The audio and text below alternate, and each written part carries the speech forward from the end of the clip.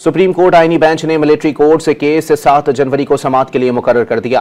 बानी पीटीआई की 8 फरवरी के इंतखाबात में धांधली के हवाले से आईनी दरखास्त 7 जनवरी को समाअत के लिए मुकर्रर कर दी।